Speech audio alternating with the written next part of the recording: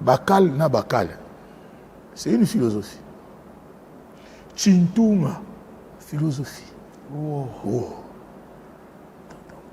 Totier bakal pour dire aux gens qu'il ne faut jamais bloquer. Pas le roi d'Isaïe. Paix à son âme, le maréchal Mobutu. Mobeti, Mosé Laurent Désiré Kabila, Binzambi Nzambi. Boké nango na slogan Obe Bakale, Obe Bakale, Obe Bakale.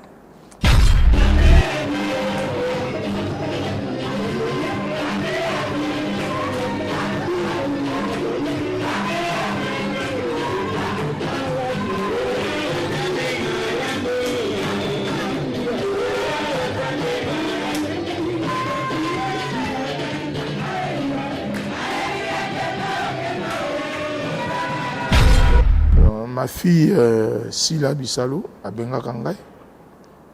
Ma fille, ma respect, ma considération, je viens jouer gratuitement. Mais elle m'avait fait une surprise. Gaza quitté madame, voilà, moi aussi là. Je te remercie ma fille. Voilà Sila Bissalo. Sila Bissalo. On appelle n'importe pozo kateba chéri. Souki Belé. Souki Belé. Penso Pembe. Mobali a bien. Moi, tout le monde m'a dit Bende. Et moi, ah, moi, quand tu bien ça, c'est. Galoupa. Nous avons été attaqués de partout. Hein. L'église a réveillé. Et c'est attaqué qui n'a biso. Il y a même des bamsou, côté retraite, parce que nous avons, croyez-moi, les Kadogo sont venus. Ils nous ont tout pris.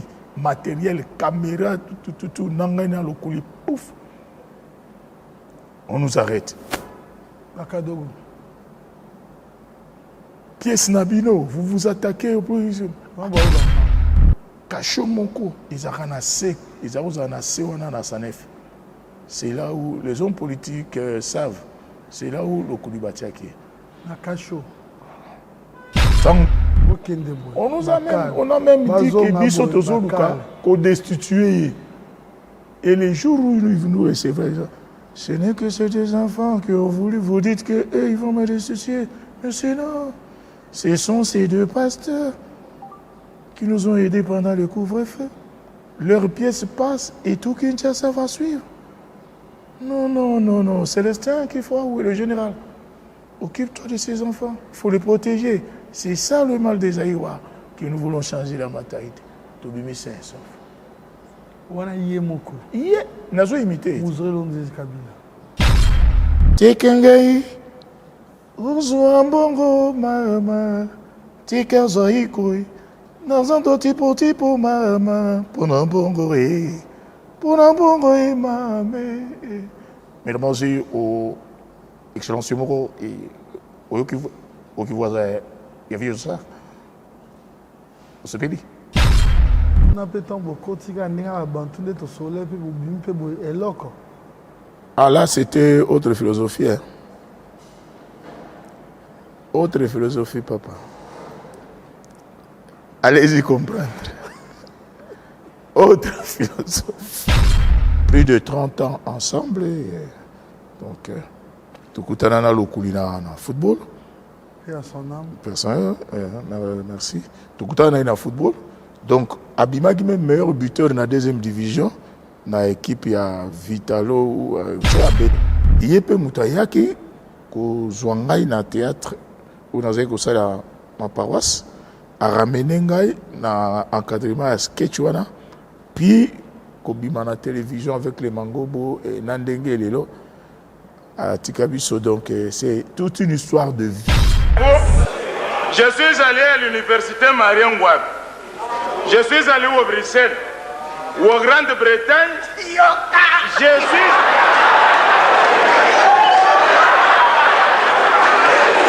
suis allé défendre les droits de l'homme aux États-Unis. J'ai étudié avec le maître Chibasu Ilom. J'ai étudié avec le maître Kabengele Wakasaki.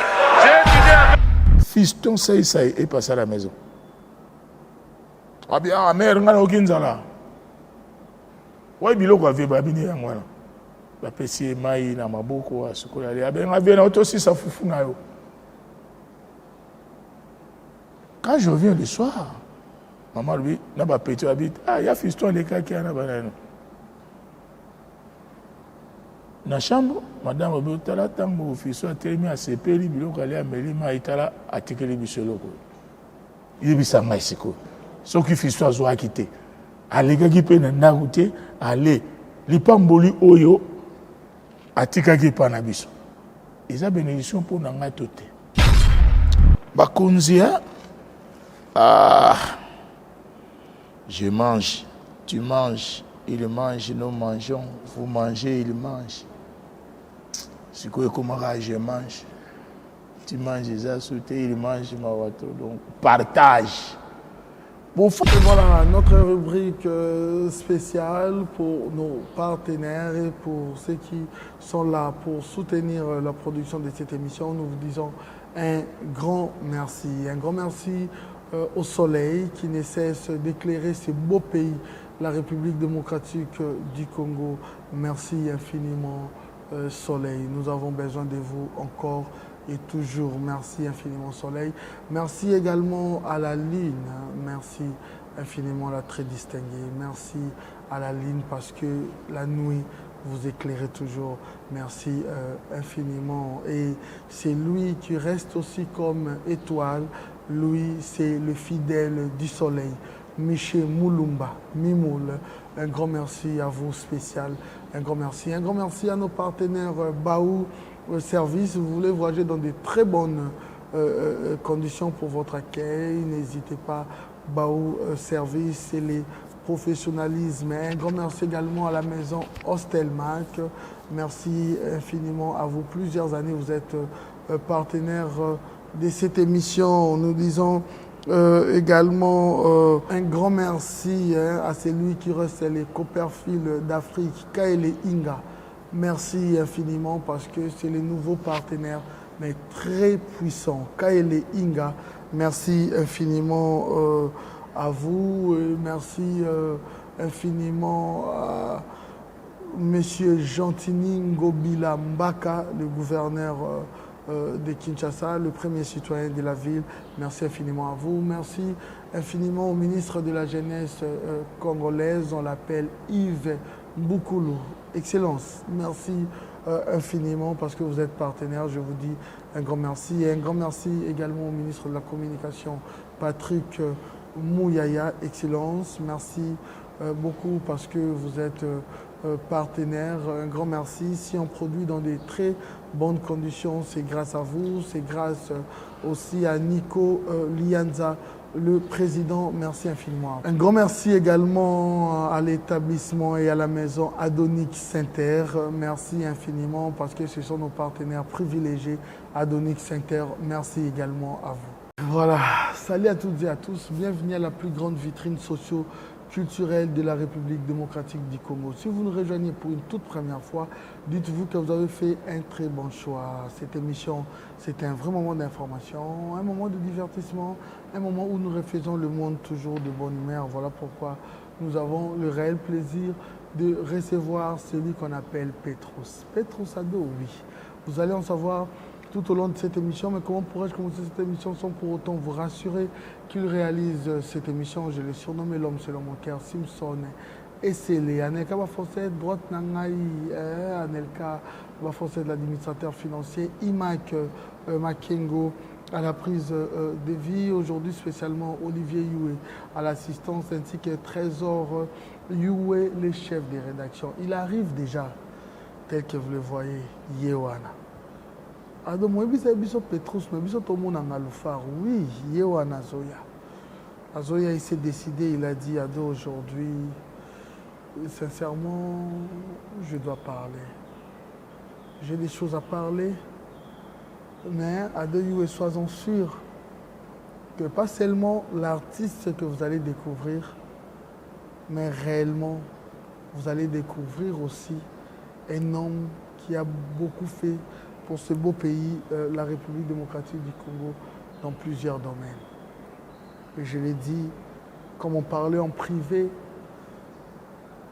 il me dit, Excellence, Monsieur l'ambassadeur, moi je lui ai dit, Kouloutou, star. Et ça s'est passé comme ça. Voilà, il est là avec nous. Galofar, Petrus. Me voici. En personne. En chair et en os. C'est vrai, peut-être vous attendez à une salutation, malheureusement, parce qu'il est des coutumes dans cette émission, avant de discuter avec vous, avant de vous interroger,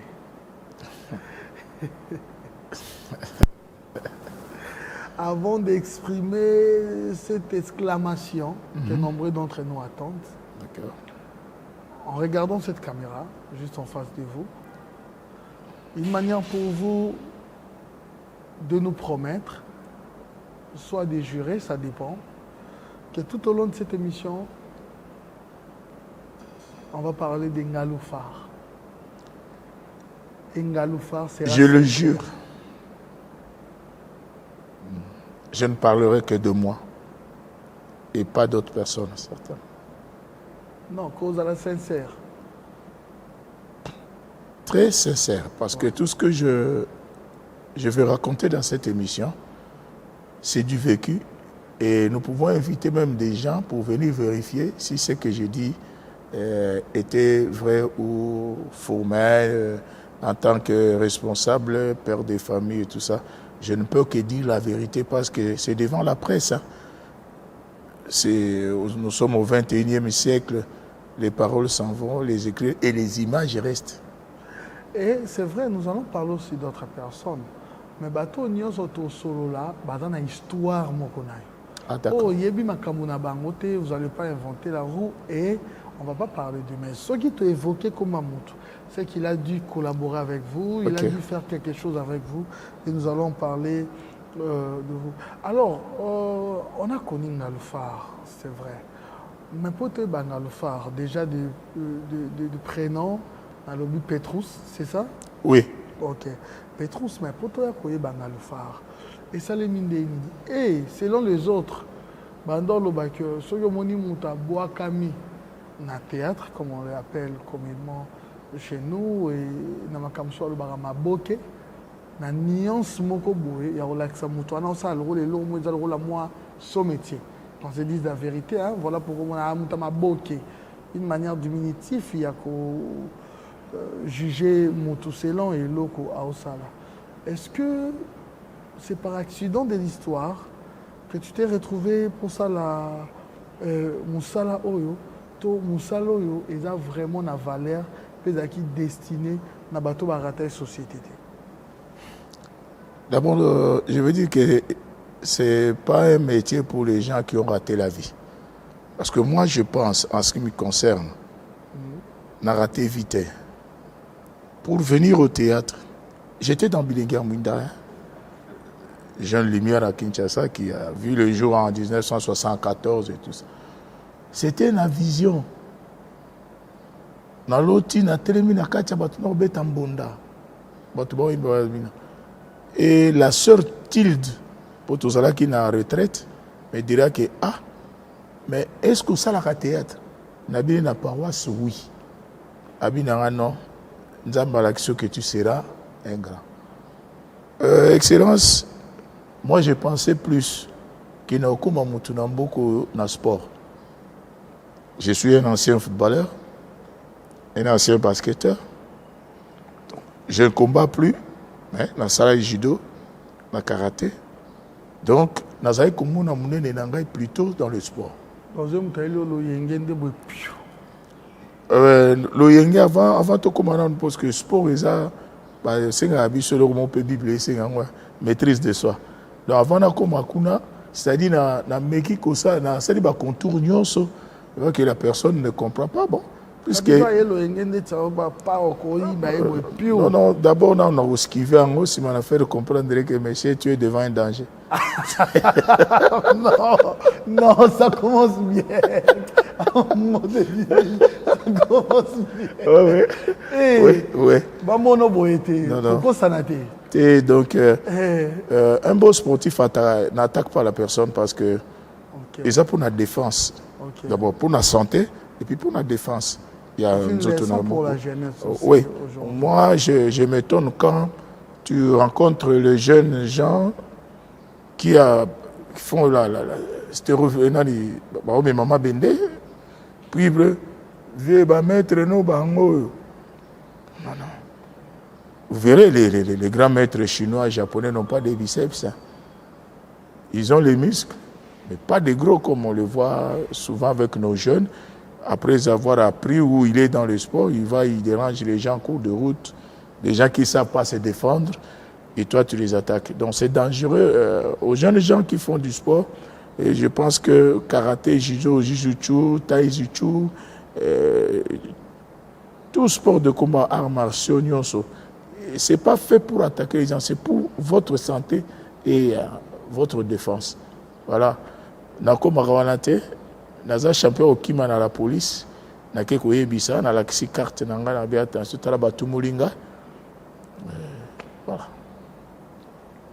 Donc c'était plus le sport et c'est là où na katika sport il y a football, je me suis vu avec puisque c'est parce que plus de 30 ans ensemble donc tout le football et à son âme personne merci tout le football donc Abimaki même meilleur buteur dans la deuxième division dans l'équipe il y a Vitalo c'est à Betty na Olario ngai na bande FC Miezi na FC Chanik. Puis, na Vaticano, on avait été dans un stade pendant 2 saisons. Et je suis rentré, on a embrassé football et basketball. J'ai joué dans BC Barumbu, North Star. Voilà. Donc, voilà un peu, j'ai pensé plus au sport. Mais le théâtre, après cette vision-là, j'ai commencé en 1976. Première production, le 26 décembre 1976. Abbé Makamba, l'actuel. Popopo, Tchaki Tembe. A prophétiser pour Nanga, on a papa Nanga et Père Tonam, Père Herman, formateur dans la Bishop Billingham, tu seras un grand. Et je l'ai su aujourd'hui. Voilà. Amen. Et puis c'est une fierté pour nous de te recevoir aujourd'hui. Merci. Voilà. Et de là, il y a Kokota, mais classe, aux gens qui quand même occasion, il y a dans la classe. Na moi Kokoso, oui. Na moi Kokoso. Na Tangi, na participé à la formation mingi. Ici, na kopé ça, remerciement nangai, na évité ce qu'on a eu na bon moyen, de comment Kazaki secrétaire général na SIDEP. Et moutoir pendant 4 ans, au foutilanga ba frère. En charge. Et là, on a argumenté par rapport à la question de Bolsonaro, on a dit que Batumsu Bakansara, Oyo, Bandeko, Baraté, la société. Alors, c'est composé à l'époque pour cause à la comédien. Alors, c'est Crépé Zakinini à l'époque, vous avez considéré et respecté. Oui, jusqu'à présent, Excellence, nous avons vraiment considéré et respecté parce que papa n'a pas Oyo biso tolandi, oyo bafungula kinzela, paix à leurs âmes et que Dieu vraiment réserve une place de choix dans le paradis, c'est papa André Mabouké, Moulangi Apembe.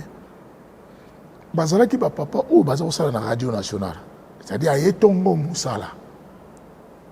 Aye ka préparer ba sketch radiophonique oyo ekosepelisa bato na pourquoi parce que zabo le kamingi tous les jeudis soirs. Où ça mobilisait tout Kinshasa à 21h. C'était ça le générique. Tout le monde. Si le poste récepteur n'a pas pile les athées, parce que le roi n'a pas pile les salamina récepteur, mais les gens couraient très vite dans la boutique pour Kosomba. Papa n'a pas dit Kosara Moussara. Pas dit délinquant. Pas dit responsable. Ndenge yoko imité batu wana sanke yo moko landa lokolo na bango non akotsa parenthèse, Moko Nazali, ancien agent, il y a BZC, là où il y a l'actuel siège, il y a CENI. Donc pendant qu'il y a la comédie, j'ai travaillé là-bas. Parce qu'il y a engagé le 13 juin 83. Donc à peine Nabimi la télévision, Nazaki déjà dans la banque, donc BCCE, BCCE, donc, et Nazaki même parmi la dernière délégation syndicale avant banque et connaître sort donc c'était pas pour dérater, au contraire ils ont Moussala Yabatou, il y a Moutou, excellence, la conception même. Quand tu conçois une pièce, tu l'écris, même les improvisations, la création, mais c'est dans la tête. Attendez, tu as que chance c'est le Gopamba, tu as un bakabela bango batalana, mais au aligné qui n'a ko banda awa, n'a ko développer awa, n'a ko souka awa. Moi intellect. Donc c'est un métier, il y a batu ya mayele, il y a batu ya lokumu. O ndenge tu as babeti ntangwa. Babeti ntangwa o soki yo lobili kambo.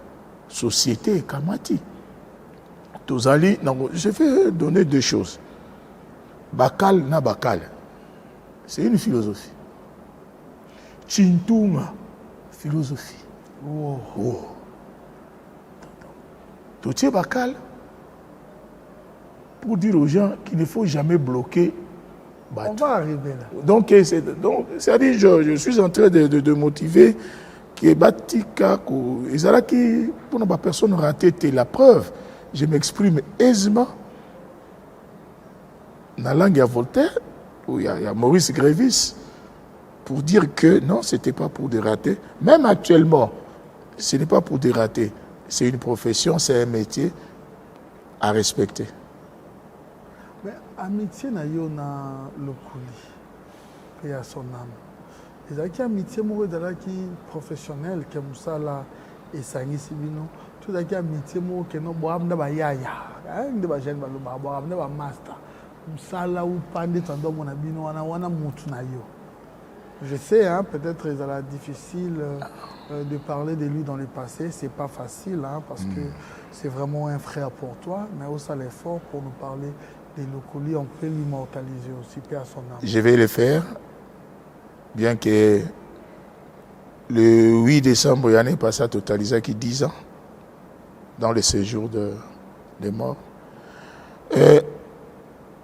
Un frère. Dans le sport, bien que tous les qui commettent avec équipes différentes, dans le quartier, et chaque fois que tous les coups pour la balle, c'est un taquin. Il fut un taquin.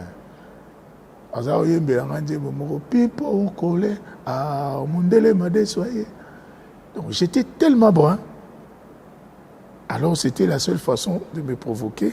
Et quand je courais derrière lui avec des pierres et tout ça, et ça a commencé là-bas.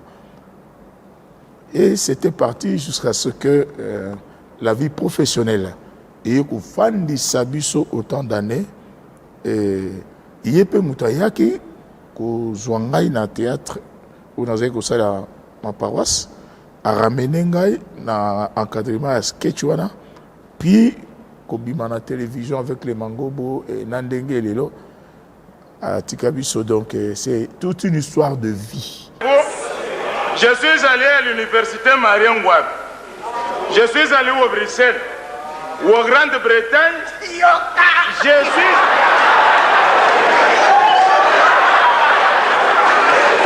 suis allé défendre les droits de l'homme aux États-Unis. J'ai étudié avec le maître Chibasu Ilom. J'ai étudié avec le maître Kabengele Wakasai. J'ai étudié avec le maître. N'oubliez pas surtout que maître Yoka fut mon voisin de l'école.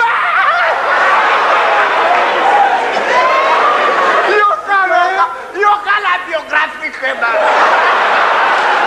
citoyen avocat, même de présentation. Citoyen avocat, même de présentation, j'aimerais que vous expliquiez Bisso parce que et toucher à Batou, trop et marquer à Batou, plus Rolo Bojouaka, il y a Tribunal à l'époque avec Mangobo. Comment vous êtes retrouvés, Lokuli, Mangobo? Expliquez-moi ce que vous avez fait un peu l'histoire. Ok, histoire wana sketch wana ezala qui réunification pour le trio Mangobo, donc Lokuli, Mangobo et Monzali va se retrouver plus ma personne parce que nga ba pikaki ngai Mangobo et Monzali ba pikaki ngai au côté il y a Lokuli a tiré qui est moko donc comment il faut évoluer à trois Mangobo, Monzali, Nangai. Il a eu trahison. Bon, Bazaki n'a pas différent moko et ça qui concerné voyage à visa 80. Visa 80 vient à biso Mangobo na Monzali ba kei poto batikiye. Kotika la tikala kinde ici ba mi Néron Monzali Néron moi na vieux Georges Monzali donc à Kendeki koyebisa ya lobi mais ngalula na Saint-Paul a joué un peu bien pour nous rejoindre ensemble on a retourné bango lokula bakuta biso ba pikenga atikali moko alors ba doyen ya mboka na bango je vous informe que généralement bango nyonso bazaki batalaki banunu bobangi donc bazaki banunu bango nyonso ce qui fait que na m'exprime bien aussi na dialecte wana ya banunu bobangi like c'est-à-dire Maïndombe oui on a vieux bozi donc bango nyonso ekolo na bango yango banunu bobangi alors tango réunion na unification ba sage ya mboka mingi baza souté lokwa ba vieux momene momikengo ba vieux na biso mususu bazalaki ba politicien ba fandisi bango mais non bosalaki eloko il faut bozonga esika moko nde toyaki kosala sikoyo eloko wana ya mon client ne connaît rien oyo esalaki ya tribunal azali kotuna Monzali nangi na comprendre face à la polémique et face aussi à comment est-ce que vous gérez parce que Yozazgo a masse à l'okoli en quelque sorte ba langage à l'élo tout ça ba beba ina a masse pour des raisons de voyage pour des raisons de bon parce que yo mutu na ye OK au commis ko travailler na masse ba beba naki est-ce que créer qui conflit ezala qui moi ma bête na amitié na bino vraiment paix à son âme. Vous avez promis un grand conseil pour moi. Tango baiko solliciter nga naki omonae. Na bine lokoli tala bonya binanga mais Chico il y a pas de problème. Kende yo pe oyebana. Na yebi ki bobebana na makambo ya mbongo. Soko esimbite bobebana na makambo ya mbongo ozongi toye ko continuer nzela na biso. Mais ce que simbi tant yo koyebana songa pe na besoin na yo de to continuer c'était clair aboya quitté albani na ngai Chico vas-y comme ozaka na niveau ya biso ba rumbu profiter yo pe kombo na yo ebima à l'époque vous avez ba âge 16 17 18 ans bon ba jina bina lelo kimta mabe yango utapi tu vas raisonner bon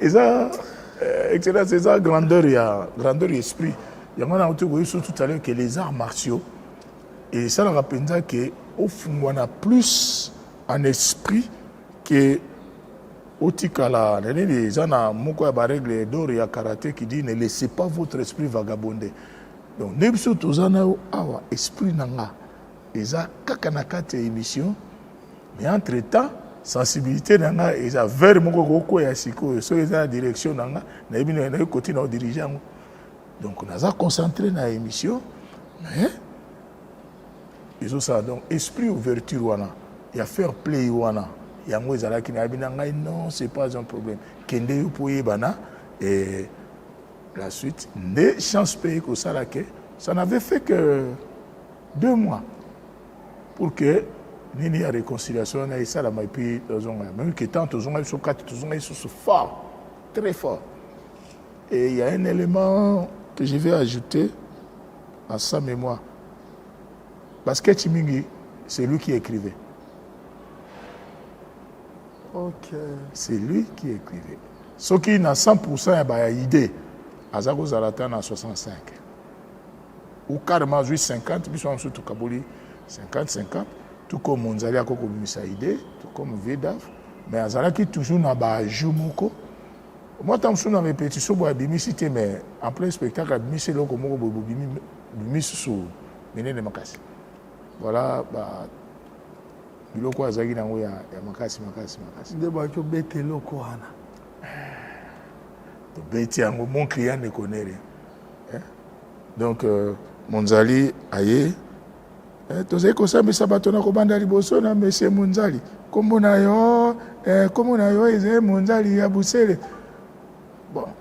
Barobi eloko yo motoliaki mwana me makambo wana baza koluba koko izali kaka me soko na di mwana me mwana yangai moko bino bezizi sikoyo makambo wana eza kotala bino na nini sikoyo olia lobango na nene ya bandaki na bajese abe ya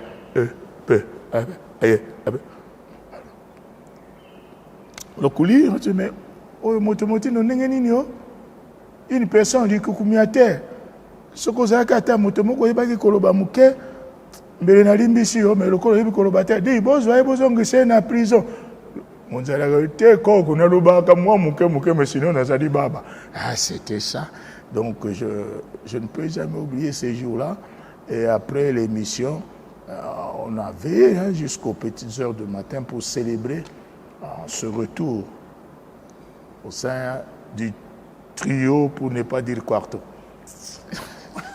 Merci. On a succès. Homme radio. Bokangi Congo. Homme radio. Bokangi Congo. Excellent sultan Moulawa, puis homme radio, Moutouana Soba Simbié. Sangope Mayebisima Mokilimo Congo. Albert Benoît Maungu Benoît Albert. Camion Moko Outaki na l'antieme.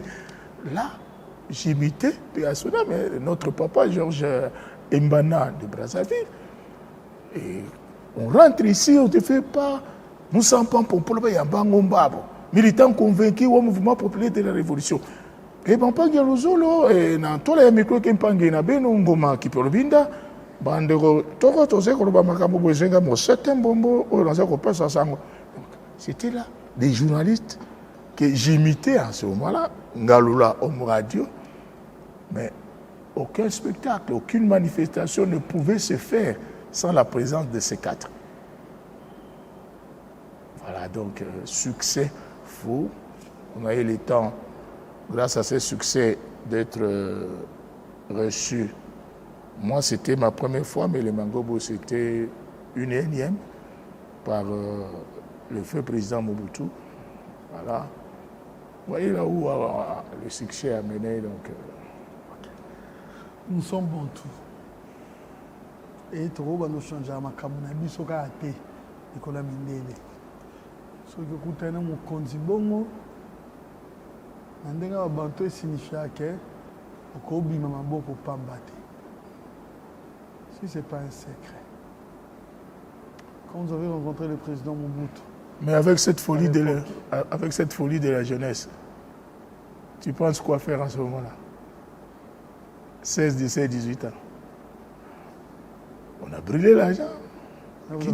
On a pris tout Kinshasa, on a mis sur la tête. Je comprends. Tous les coins, recoins, petits coins. C'était pour nous. C'était vraiment sincère. À nous les Zaïre, à nous Kinshasa. Là où je ne pouvais pas arriver, mais cet argent-là nous a facilité de le faire. Vous avez quand même reçu l'argent.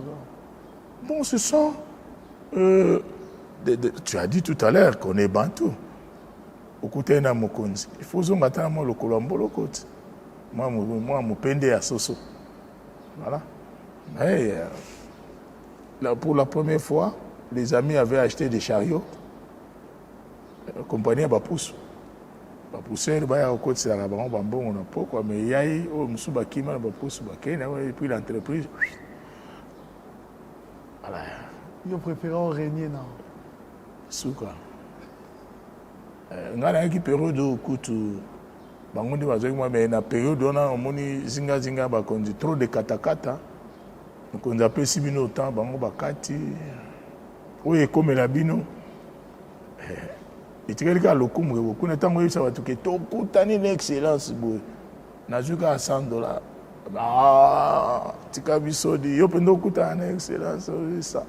Mais tant que je peux, il y a 1000, 1500, mais 4 ans, c'est 1500. Pour le système, il continue. Donc, question d'organisation, plus on avance en âge, plus on devient plus sage. Si c'était à l'époque où on est des responsables, je pense qu'on aurait bien fait de bonnes choses. On appelle une époque posée Kateba chéri. Souki belé, Penso Pembe, Mobali a bien. Moi, tout le monde m'a dit Bende. Et moi, quand tu coupe bien ça, c'est. Galoupa. Excellence. La vie de l'autre fois. Voilà. La vie de l'autre fois. Mais est-ce que par rapport à la réalité, il y a dictature, on peut confirmer qu'automatiquement, vous avez un père?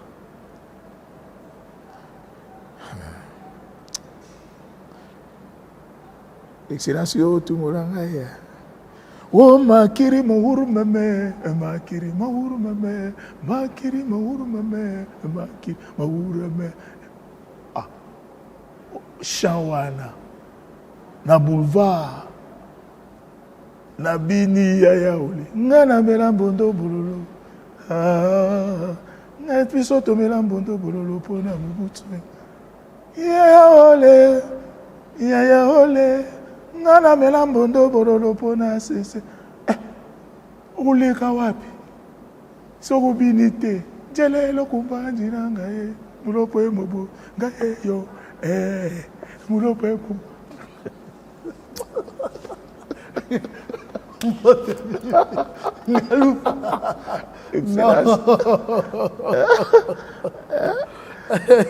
Ce que je suis en train de vous dire ici, hein. La plupart de vos collègues ne sont pas allés au fond comme tu es en train de faire ton coup de pioche. C'est comme si tu vas aller ouvrir certains trous que les autres n'ont pas, peut-être n'ont jamais vus ou n'ont jamais découvert. Mais c'est comme si tu as reçu des informations auprès des gens. C'est ce que moi j'ai fait en vie. Félicitations à vous également. Merci. Je suis devant un grand homme, parce que j'ai été quand même obligé. Merci. Donc, est-ce que, si vous avez un anglais, il y a question. D'accord. C'est vrai. On parle du passé, l'histoire reste. Est-ce que les Alaki, parce que quand on a sens que vous allez obligé, toi, à part obligation, on a intérêt à bino pendo l'obitara à l'époque, aux agents bongo. Déjà président de la République, peut-être qu'il y a des sentiments en athée, à part dictature, mais il y a des paix pour la moto, parce qu'il y a que tant qu'il y a Zali, il y a un succès, il y a un intérêt. Mbishilanda kase pa ima ekochola. Mwasalanda kase ndako ya musolo. Oh. Réponse. Choix exacté, choix exacté. Si on bibi libanda, quoi que l'on il faut que l'on pour bénéficier Kwanga. Il faut Zalawana.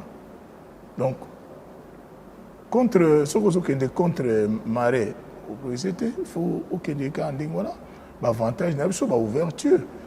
Moi, ça m'avait fait du bien. L'une de mes tantes était incarcérée. Et quand je suis allé voir le secrétaire général et un père à écrire une note, je suis allé voir le directeur de la prison. Rien qu'avec sa note, la tante a été libérée. Mais ceux qui n'ont pas été au fou et au moulin. Dans le secteur bancaire, parce que les Nazali, qui est agent et animateur politique dans BCCE, donc BCCE, ça m'avait permis à circuit donc en tant qu'artiste au possible grade parce que comme tout ça dans le secteur bancaire animateur et puis la commune là-bas dans de balai adjoint. Donc deux de mes titulaires sont décédés paix à leurs âmes, le vieux Mbo Mawai et le vieux Liteta Gaston. Ngazalaki wana pour na côté théâtre scénique ngam ça mais côté chorégraphie na nini donc ballet na biso a commis na Bagumbo en ce temps là il met 3 fois champion de Kinshasa na na Banque du Peuple BZC et nous avons été 2 fois champion à côté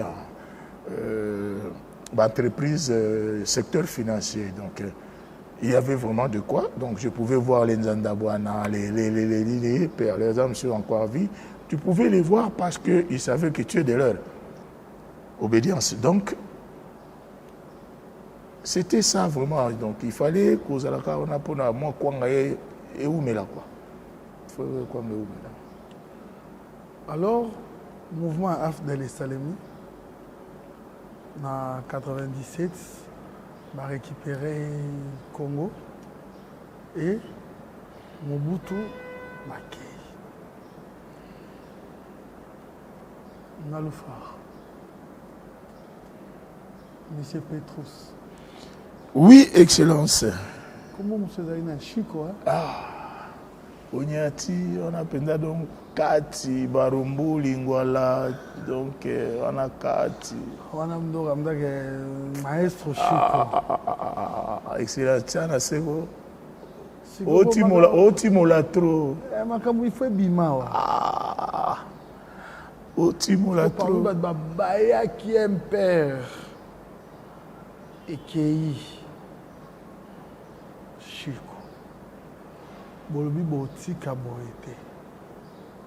Bolobi ne faut la tsabi, bolakisa fidélité na bino. Et pas le roi d'Isaïr. Paix à son âme, le maréchal Mobutu. Bobeti, Mosé Laurent Désiré Kabila, Binzambi Nzambi. Bokena ngona slogan Obeba Kale. Obeba Kale. Obeba Kale.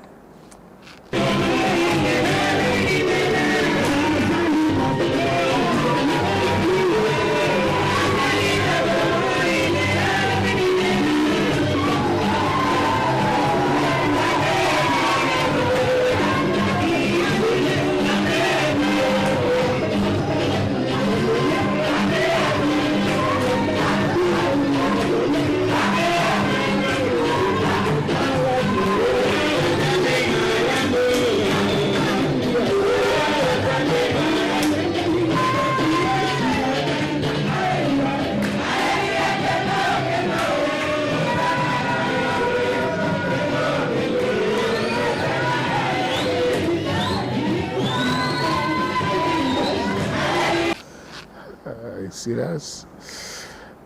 C'est ça dans le magasin parce que. Politique. Chose qui a failli vous coûter la vie. Est-ce qu'après vous avez compris que, bon, c'est fini avec cette reine de Mobutu, qu'il faut tous s'incliner na Oye Kotisika. Tout c'était une manière pour vous, avec sa fidélité na Bino, grâce à vous, le roi, le maréchal, Toza O, Toza Lelo, Bisso, Totika, la ko s'incliner, ba fidèle.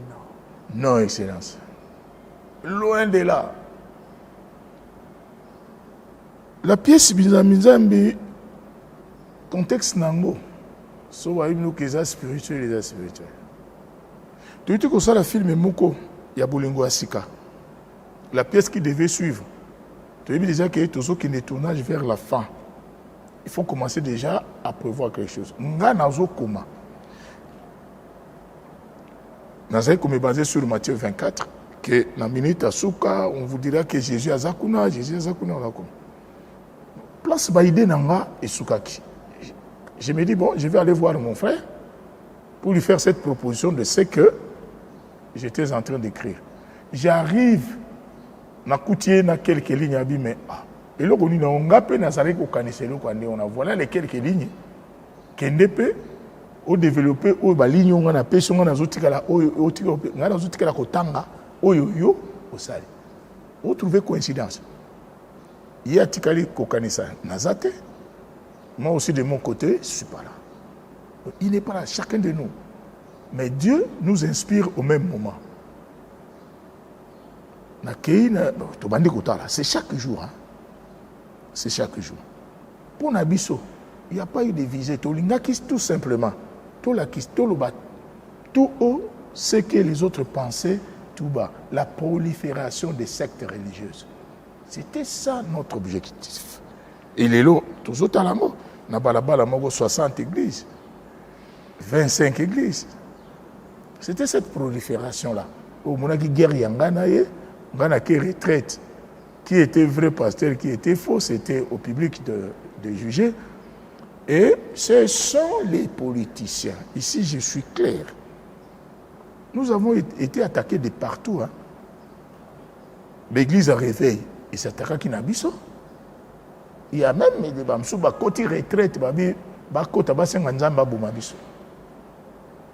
parce que nous avons, croyez-moi, il y a eu une église où nous a amené l'information, une église à Kingabwa, côté retraite, nous le toucher le loin de Dieu.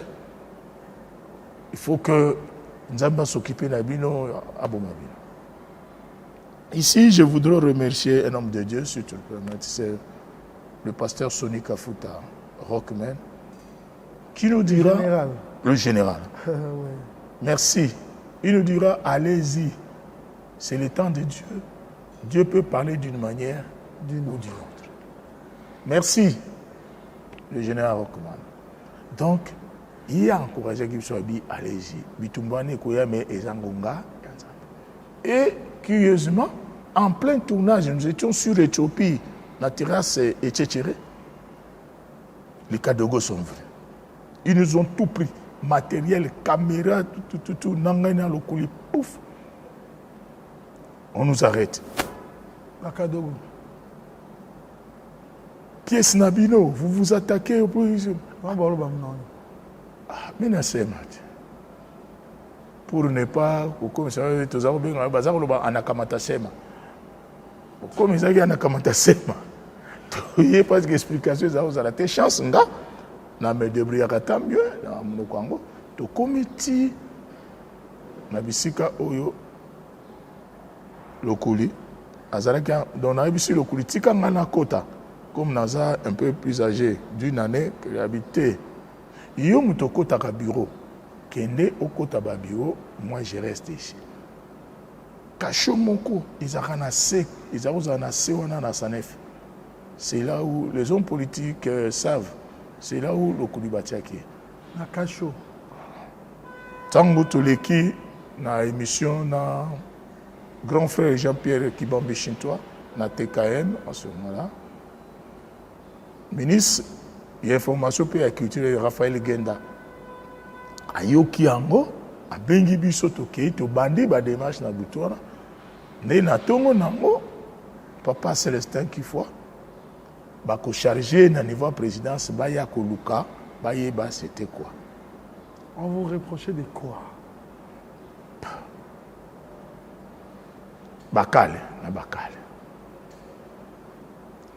Les Rwanda basali parlement à transition opposition kotoyo et je sais bakarabia c'est-à-dire le papa Laurent Désiré Kabila azotie l'opposition bakal yangwana bakombede mbale bazo bakal na bakal. On a même dit que biso tozoluka ko destituer et les jours où ils nous recevaient ce n'est que ces des enfants qui ont voulu vous dites que ils vont me destituer mais c'est non ce sont ces deux pasteurs qui nous ont aidés pendant le couvre-feu leur pièce passe et tout Kinshasa va suivre. Non, Célestin qu'il faut, oui, le général. Occupe-toi de ces enfants, il faut les protéger. C'est ça le mal des Aïwa, que nous voulons changer la mentalité. Tobimi sain sauf. Wana yemoko. Yé, nazo imité. Mouzrelo Ndezi Kabila. Oui, c'est faux. Bah, jeune Jamboy. Oh, bazo ces pays sabatou. Parce que pièce, on a des qui sont qui générés quand ils battent. Et les alutala. Papa. Ah bah tu n'as pas vu que suite na bandako batu bakoti Bokangi soki kureke na gauche batu bakati côté droit soki eke na droite na gauche histoire etelengani bozeli rediffusion ici là tiko tumula buyo excellent tokozo match wa Real ndesko comme ce qu'on a matin excellent tokozo sukata faut batu ba comprendre Comme ça, on comprend, ça n'atteint même pas 10% de bino, mais quand on voit Makambo Bandi na bango.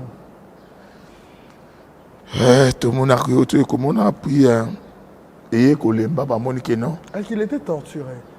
Non, Simba Bissote. En dehors, à part l'incarcération, il y a le coulis, Simba Bissote. Vraiment, nous étions protégés. Et il y a minimisé tant Monseigneur Papa Nabiso et Tchao. Donc, il y a une prédication.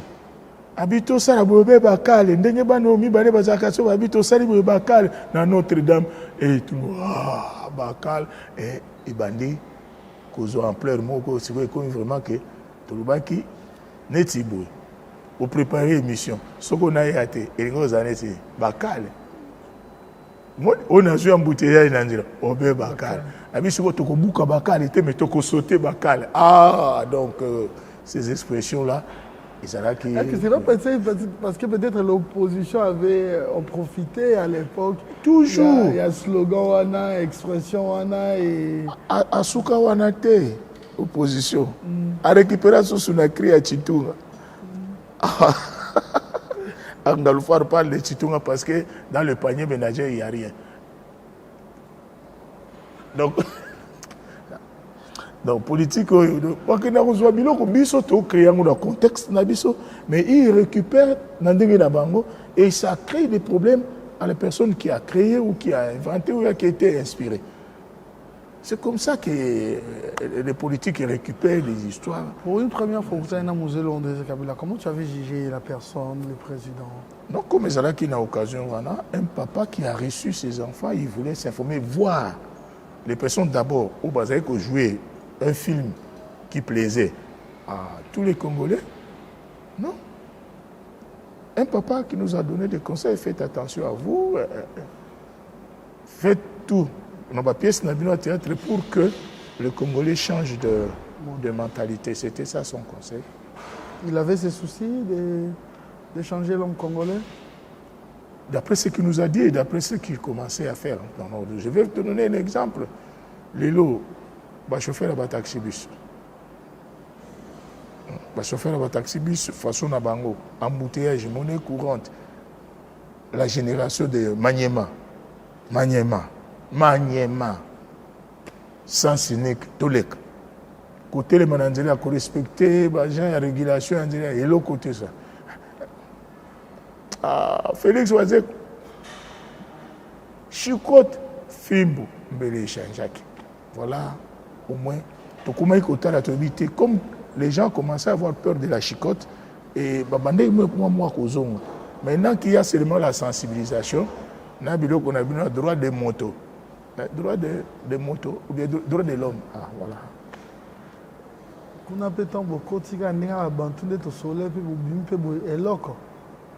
Là, c'était autre philosophie. Hein. Autre philosophie, papa. Allez-y comprendre. Autre philosophie. Excellent.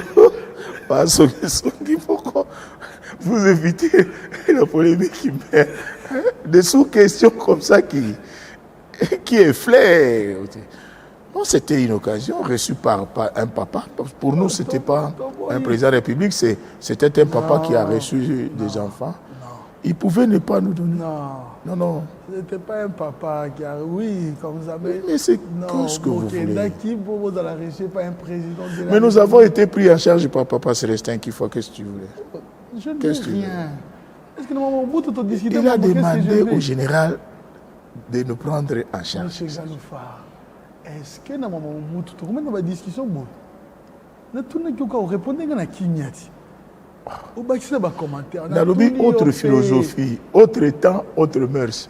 Allez-y comprendre. Aïe. Autant pour Omores. On a un système qui conseille les Kimbo. Changement de mentalité. Si j'avais su, si j'allais repousser cette invitation.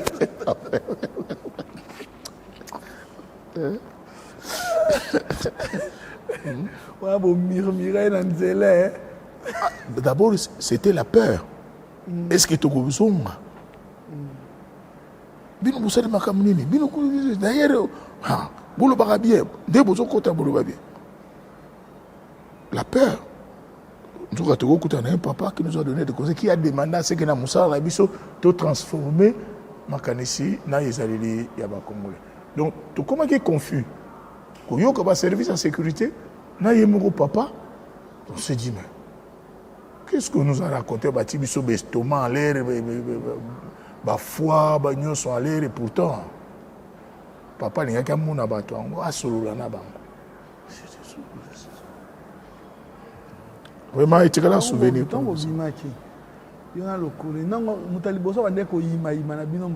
personne on avait envie de sortir très vite de tout bimana le pan rapidement kobanga je comprends. Ça tout kende, ils ne font pas traîner ici. Sauf qu'à la sortie, Papa Célestin, à qui je salue également, avec lui, Papa Général Kifwa, ce qu'il est là, la police de proximité, police c'est pour ça cette réforme, nous étions dans la conception, il y a Papa Célestin Kifwa pour que la police épouse en plus près de la population.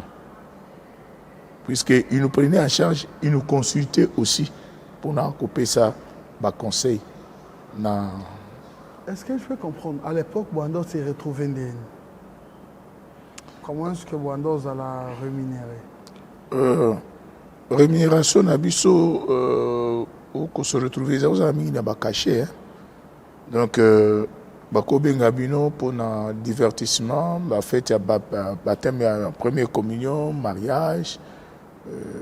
Mon mariage, je me suis dit que orchestre Ezobeta, mingi génération Nabiso, génération Zaïko. Oui. Génération Zaïko, Empire Bakuba, OK Jazz, Afriza.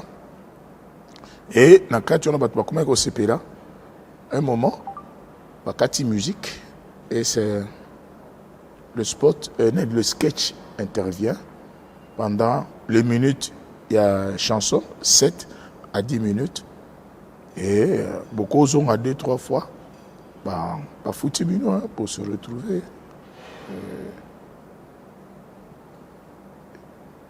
C'était ça, notre façon. Non, Bakunzia, je mange, tu manges, il mange, nous mangeons, vous mangez, il mange. C'est quoi comment je mange? Tu manges ça, sauté, il mange ma voiture. Donc, partage. Bon, fan d'aka un dimanche, mon kodjimo kwa bengi bino. À l'occasion de rien, bon, fan de kaka, yé moi si bana bozo sexa bango, bozo ngi na ndako, oko sala 4 mois, à tout se produire té. Provision, il y a chose. Donc, ozo bendaka moi mouké, ozo benda mouké. Mais lélo, autre temps, autre mœurs. Donc, les lots, tu manges les soustés. Les lots, ils nous vous enragés.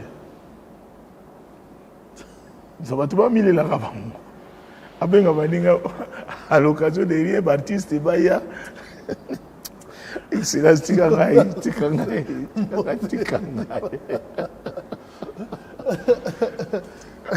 Oh, tout le monde a Tikangaï. Mais, Nassima Mbote Oyo. Et là, on se bomba melio. Il y a un beau tout bima. Tout ça, il y a Olobi, les locaux que je mange. Mais on vous accuse, Balobi, na art na yo, au traversé 4 régimes, 4 présidents. Oh, bah, moni yo, bah, yebi, makambo na yo. On a parlé de Mobutu, on a parlé de Mouzéron des Kabila. Mais il y a ce qu'on a régime, yo Zalaki, na couple. Là maintenant, il y a couple Kabila. Il s'agit du président honoraire Joseph Kabila et Madame Olive Lembe. Donc vous avez bénéficié aux Biloko Nyonso. Nyonso Ozwana Dipi. tangaka iloko ni iloko na kombo nango bwa machine.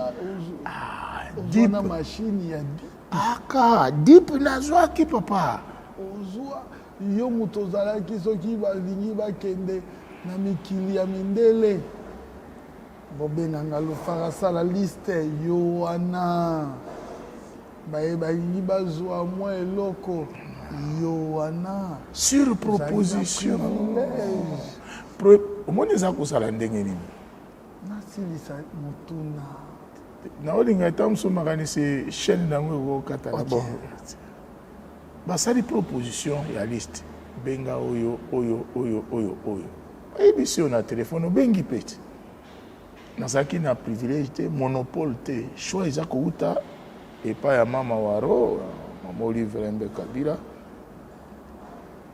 que je salue toutes mes reconnaissances na président honoraire Joseph Kabila ye moto ando mpona ye mo baartiste ye moko et ceux qui pensaient que c'était moi depuis peu bango bakotaki na milieu bayo comprendre que choix eza kouta na mama ye moko bengelanga oyo.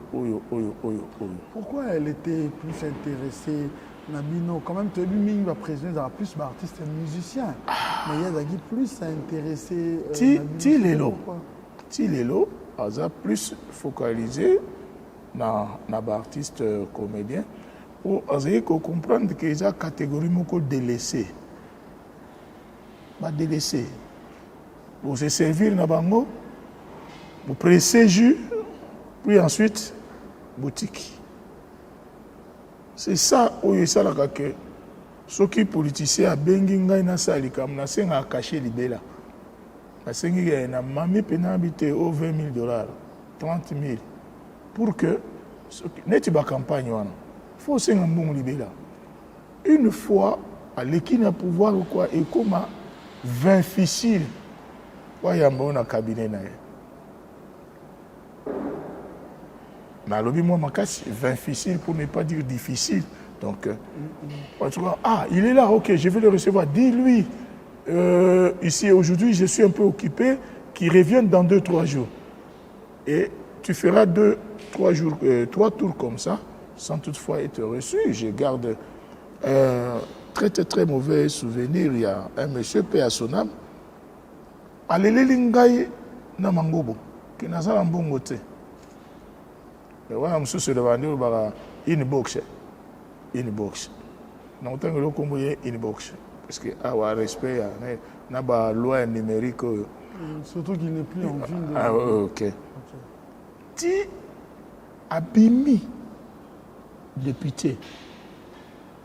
N'a pas payé province pour la famille de Abimi. Avec le comité gouverneur, avec résidence à Kinshasa. Il y a Kananda, je suis allé à la maison. J'ai attendu devant la porte. Dans la présence, il y a Star. Devant la porte, il y a un homme politique. Il y a un rendez-vous. J'ai fait 3 heures. En sortant, il m'a vu. Après 5-10 mètres, il s'arrête à sa arrière. Puis il s'en dit, ah, oyebi kenabo sanaki kenabengi sakio, maman muto oyebi singa me ngalufa azali banda. Vous étiez choqué? Très. Et je m'étais dit si ces obsèques s'étaient déroulées à Kinshasa, Nainga Kina Kende n'a témoigné pour, à travers cette émission, n'a pardonné Kaye déjà. Quand j'avais entendu qu'il est décédé, je me dis, bon, les Anglais n'ont pas mais Excellence, allez-y comprendre. Quelqu'un à qui tu as tout fait, à ce poste, il t'invite chez lui, tu fais 3 heures sans être reçu, il sort, il te voit, il fait la marche arrière, vous disant que c'était plutôt sa femme. Et toi, tu as oublié. Mais quand tu l'appelais au téléphone, viens Nazo Zelayo, viens Makambolingue Banda, tu es où? Viens Obi Kesorobino Boza Tenga Moena Zoa Parole les athées. Tout ça dans l'eau. C'est vraiment choquant. Tous les hommes politiques qui basent de mon côté, il y a de ceux-là qui sont restés reconnaissants. À l'exemple, Vienanga, Péatonam, Nzulama, Moleka, Timothée Nzulama. Na famille ndenge totikala nzamba pambola bino. Au moins le vieux team atikala ki na ngai ti na ba dernier jour na ye et lelo na famille Moleka c'est toza malamu. Excellence Wivine fructueux mandat. Donc voilà au moins ba oyo basala malamu toza na malamu. Mais awa na madame Olive Lembe. Maman Pesibino ba dipi. Bozala combien bozora? Tokende ke Bukavu ngai Yandimosi Kadiombo Anosanjo Mbali Osobo. Non, Mbali Osobo pas un jeep. Oui. Nous avons 5 ou 6 comédiens. Nous avons un jeep. Alors, certains, ils ont courage. Il y a aussi transformer le jeep en valeur. Il y a un bongo.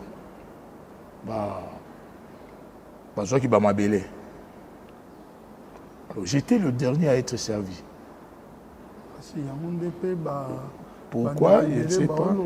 Mazaki dernier à être servi, ça avait pris le temps, et puis après, il Sangai.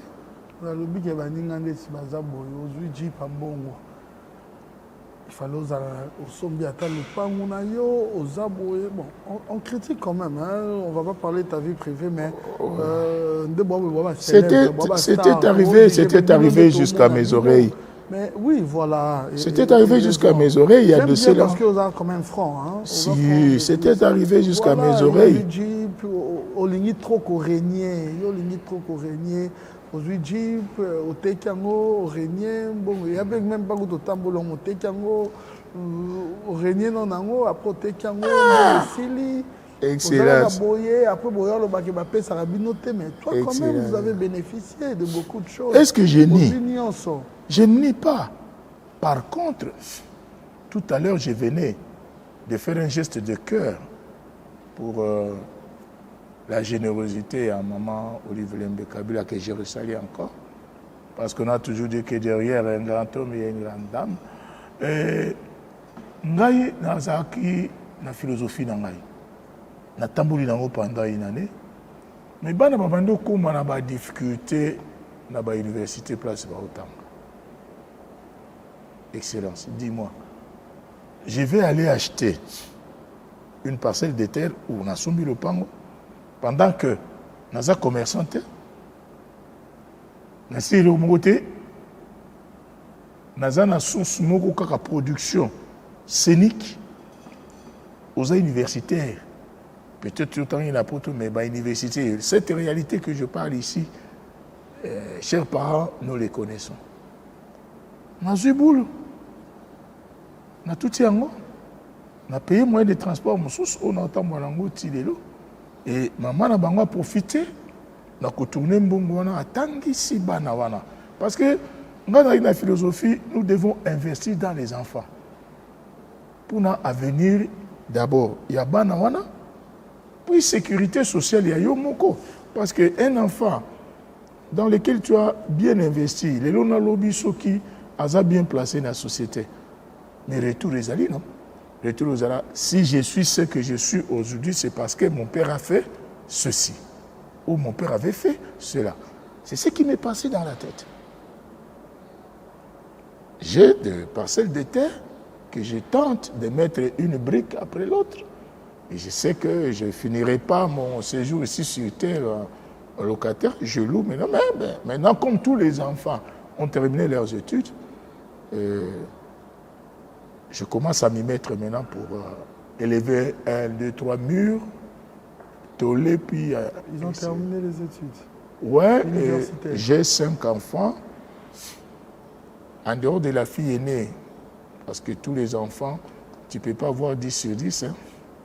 À part la fille aînée qui n'a pas satisfait du côté études, mais les 4 autres, Dieu m'a fait grâce d'avoir un licencié en droit, un licencié en économie, un médecin, puis un styliste, modéliste, donc la cadette. Tous licenciés. Vous voyez un peu ce que cet argent avait fait? Parce que si j'avais acheté une parcelle en ce temps-là et manqué de quoi payer les études pour mes enfants, qu'aurais-je fait? Qu'aurais-je fait? Donc, comme j'ai toujours l'habitude, aider la jeunesse ou les enfants, c'est les accompagner dans leur parcours intellectuel. C'est tout ce qu'on peut leur laisser. Plus de conflits, de terres, des successions après la mort de papa, c'est sa famille qui s'en mêle. La succession devient difficile, les enfants commencent à avoir de difficultés pour pouvoir évoluer. Bantou, comme tu l'as dit au début de notre émission, ceux qui croient à la sorcellerie, ils vont commencer à croire que c'est l'envoûtement et tout, parce que moi je n'y crois pas, je suis chrétien vraiment pratiquant. Et moi je n'ai pas voulu cette histoire, que l'enfant ayant acquis la matière grise, nous cherchons maintenant les voies et moyens de pouvoir les placer pour que le diplôme et servir Bango quand même. Donc, à vous les autorités qui nous suivez, la seule façon de nous aider, c'est nous ouvrir les portes, que mes enfants là puissent avoir du travail. Le système LMD et après, mais la licence où on a passé il y a 5 ans à campus, des années à stage, dans la médecine, dans le droit, dans l'économie. Aidez-nous. Moi, vraiment, j'en appelle à vous. Appelez-moi en privé. Vous pouvez ça me fera du bien. Ceux qui peuvent bien étant ambassadeur de la jeunesse, Nassa l'a suivi à dossier Nabango étant des jeunes pour que merci beaucoup. Merci beaucoup. Vous avez investi dans l'homme. Parce que moi, je sais qu'après cette salutation, c'est qu'il y a encore autre chose qui va venir. Les grands messieurs. Oui, je commence à m'habituer. Allez-y, parce que je sais que tu continues à criser. Vas-y. Bon, tout ça, comédien belé. Il faut rester. Fungola peut voir pour Nabaninga Moussousout. Fungola, motema na yo Yesu akotakuna. Baninga Moussoupe va se retrouver. Bonheur ezaka yanga mon côté. Nga kutu ndenge ekoma pe bandeko Moussou bazali ko se retrouver wana. Et ça là bien makasi pour que balo bateke ba vie bakanga masolo. Oui, terminé. Ba vie bakanga masolo ba bloka ba boya biso ba jeune tokende. Siko to fungiso ba tokende ki. To fungolije. Parce que so biso betaki mabe. Mais to bebisa makambo na niveau wana. Mais comme tu connais que tu fais tu as un terrain propre, on peut continuer à terrain avec toi. Mais ça, c'est comme que tu as payé, tu as Joseph Kabila. Mon anniversaire na kati ya GLM, tozala ki wana ba comédien à Lubumbashi, na biso ya Kinshasa, comme a fait un jumelle na vous avez vraiment famille, il n'y avait aucun homme politique sauf le prophète Néma. Tout ça là, biloko famille c'est là qui m'a bon, tout ça qui m'a invité, Yako, ça la fête et le Mounaye. Tout ça les fêtes. Tant que commis avant la place ya kofanda on a li passe na ya pesi bisombo te penza ya maboko azungi akia fandi to commis ko intervenir Lubumbashi va jouer Kinshasa va jouer Lubumbashi va jouer Kinshasa puis air moko moko va conseiller à Senga bino ils ont kenir ko la concurrence boluka bosa eloko moko na ensemble. on a des kobimisa idée to beti yango ya suka ezalaki Kalonji honoré pour ne pas dire Kawo. Tango pe ici aye ko remercier monsieur de vive voix, merci tout ça. Merci pour tout ce que vous avez fait et continuez à bien faire votre travail comme vous êtes en train de le faire. Allez, au revoir.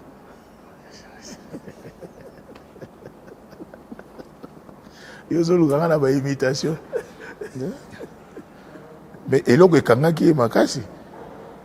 Tango nazika Tikengei Uzwa mbongo mama Tikenzo ikui Nazanto tipo mama Pona mbongo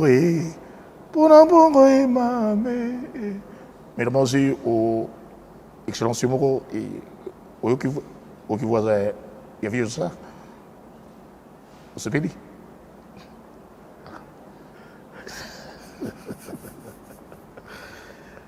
Alors, à un moment, Oyo Kotape n'a pas un zone ding.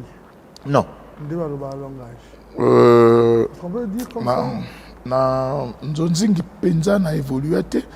N'a évolué deux fois na production il y a leki nanga ndeko nanga Hermen Kaba. Auto salaki to sangani ba comédien ebele. Mais dans le langage, il y a un peu. Non, ils ont qui titré na combo il y a une troupe Super Kilima. Donc c'était ça. Mais Nzonzingi Penza, oui, pour dire frère. Mais Super Kilima. Na moment Oyo Bango Bazaki déjà na Placide à l'époque, ils ont raté. Oui. Ils ont raté. Nazala. Dans Bakabouani. Rejoindre Bango. Aïe, à Sangisif Soto, Salaka, pièce en français. Toute la pièce a été jouée en français. C'est moi qui ai même donné l'idée. Nabi, faisons comme les Westaf. Jouons avec notre français à nous, avec nos connotations. Si tu es Congo, utilise le français avec l'accent Congo. Tu es Mongo pour que nous puissions être à l'aise. Et il y a 4 épisodes. Nabandi Yosamwana Poto, ça avait fait ce que film ilandaki makambo pata eyaki kosala malamu te to kataki. Donc seul film oyo na tourna oyo etekamaki lokola Nzonzingi, c'est tout. Mais le reste ndenge etikali na internet boye. En tout cas, excellence na sepelaka te parce que plus il y en a eu trop, plus la rémunération presque pas, c'est un transport qu'on donne. Donc tu t'adonnes comme ça pendant toute une journée, si pas 2, 3, pour un montant que je ne peux pas dire parce que une fois, ma fille Sila Bissalo a Benga Kangai, ma fille, na respect, na considération, je viens jouer gratuitement. Mais elle m'avait fait une surprise. Ngaza quitté madame, voilà. Oui, moi aussi là. Je te remercie ma fille. Ouais, Sila Bissalo. Sila Bissalo. Assalamu alaikum. Ngaza qui n'a pas surprise. Nasi na kima ki nanga kutu na tournage na sisi tournage na kosi na hôtel unité na coin. Kaka pona kokisake, nazaki invité comme papa, n'a participé gratuitement. Elle est venue voir ma femme après. Merci. Voilà. Tout j'ai du respect. J'ai du respect na bato. Olobi? Autant maman kuna bango ba remplacer bino kuna. Bon bazali wana. Pe bazo konye usunga pe bandeko ba artiste mosusu. Donc voilà. Donc Nzonzingi penda ponanga. Omoni eloko ezali pasi na biso ba congolais ani. Omoni émission oyo to sa na yo. Limbisanga na félicite parce que c'est comme si on a fouiné, tu as vraiment fouiné, na habité l'internet, tu as été aux côtés d'une ou des personnes qui me connaissent parce que là, je me dis, j'ai fait une autre émission qui ne parle pas de ma biographie, mais qui parle de ma carrière, de tout ce que je peux entendre. Il y a la politique dedans, le sport et tout ça. Bon, ça fait au moins une différence. Félicitations à vous, je dois vous le dire clairement parce que je suis vraiment à l'aise parce que c'est une autre genre que je suis en train de faire. Alors, biso surtout zali ba congolais soki loko moko et se créer tout le monde se jette d'où et le Congo aussi la elengi et puis création est diminuée mais les gens ne constatent pas que valeur et le Congo ndenge bandaki ezo kende ko se perd bon puisque ceux qui ngana lobi na me retrouve raté 98% baza se retrouver majorité est opprimée. Voilà, on salue Sila Bissanou. Vraiment. Voilà, mais on peut cet exemple à Sila. Aujourd'hui, quand même, relève. Parce que d'autres, c'est une autre époque, autre mœurs.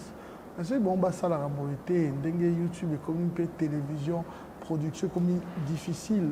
Et nous, et là, on peut dire alors, bino peut vous avez besoin, tout le monde a bino. Pourquoi beaucoup de gens peuvent aller cambango, ngalofa, tout le monde yo na chaîne YouTube, tout le monde a bino. Au moins, on a l'équipe, tout le monde a professionnalisme, vous ramener na makambonio pour que marambo soit bien. D'abord, félicitations à eux. Félicitations parce que, Excellence, moi je vais vous dire clairement, moi j'aime rester artiste et comédien.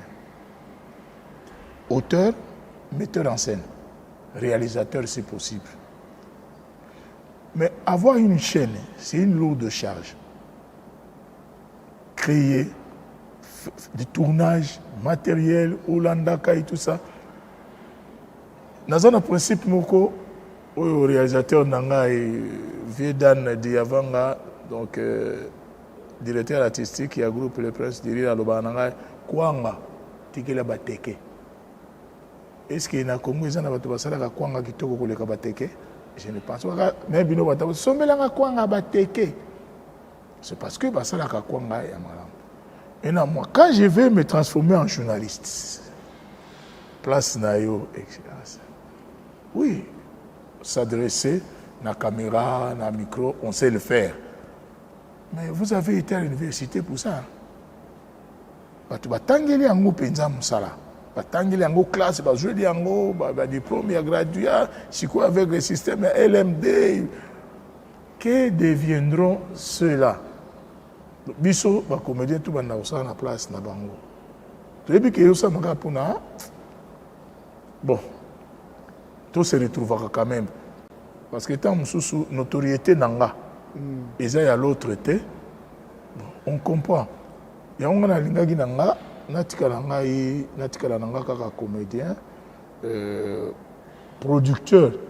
Il y a des films ici, jamais nzamba pesinga lelo, ba moyen, na commis film na loki financement, na bengi bandeko avec un contrat bien fait, tout sali filmé, ceux qui moyen côté kango, tout teki, ceux qui moyen à kosani, tout sali, qui n'a pas place. Il y a chaîne, il y a télévision, que ce soit même sur YouTube ou quoi. Et ça passe, hein? Vous qui avez des chaînes, vous voyez comment il faut chaque fois moutou et ça la au créer quelque chose pour que cela ne soit pas comme les autres, au créer pour aux la plus suivi et augmenter le nombre de vues et tout ça. Mais si vous faisiez la même chose et qu'il n'y avait pas une certaine différence, une certaine créativité dans ce que vous faites, les gens ne vont pas vous suivre. Raison pour laquelle, vous voyez, banana bicho na sila, Bellevue, surtout sali chaîne. Bazana d'équipe, hein. Les équipes qui travaillent, qui conçoivent, qui distribuent. C'est pas facile. Félicitations, bravo.